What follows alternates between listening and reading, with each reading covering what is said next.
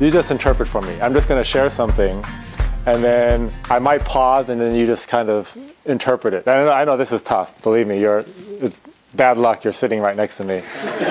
All of you guys are. Actually, I would like to hear David's translation at another point. But okay, so watch this. Okay. The purpose of prayer is that we become co-workers of God.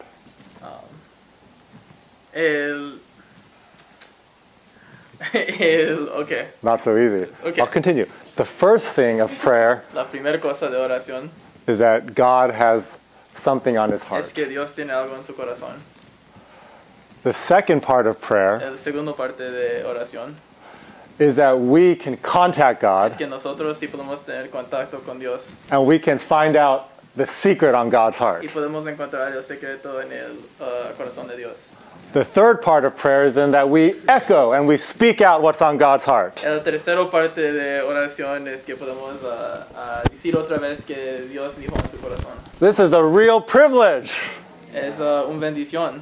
And the final part of prayer is that God accomplishes it. Es la última parte de oración es que Dios lo hizo. Okay. Angel did pretty well, right? But, so I would say that was, for being on the spot, that was excellent. But, let's call it a B, above average, wasn't, Now, okay, you say, wow, that's tough grading. Why? I'll tell you. Imagine a translator. I use this as an example. Now, Angel did a good job, but you saw how at certain points I started to, use my hands. Were there any hands? No. And then I had a change of intonation, and then you did a good job, but you weren't, right? And then I went, yeah, hallelujah, and then you did a good job. So this is an example. To be someone who can be God's co-worker in prayer. You're really like a translator. But you're translating not just word for word, but you're translating sentiment, burden.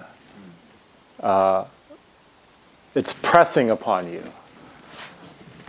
And the same feeling that God has, you have. And then you release it through prayer. Do you see that? So that's why I like this example, because we are translating a heavenly tongue. We're all translators.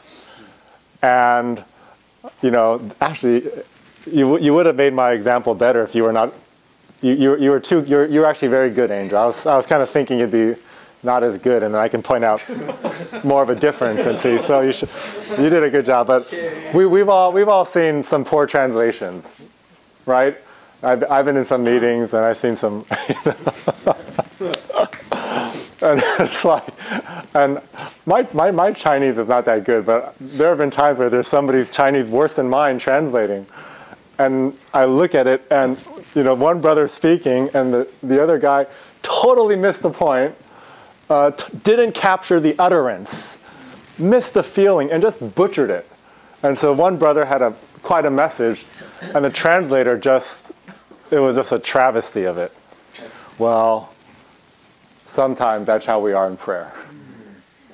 Right? The Lord has a feeling, the Lord has a burden, and then we just butcher it because we're thinking about our own situation, our preferences, we really want this, we really want that, and then we just butcher it. So we need to kind of go to this school of prayer, and we can be effective partners.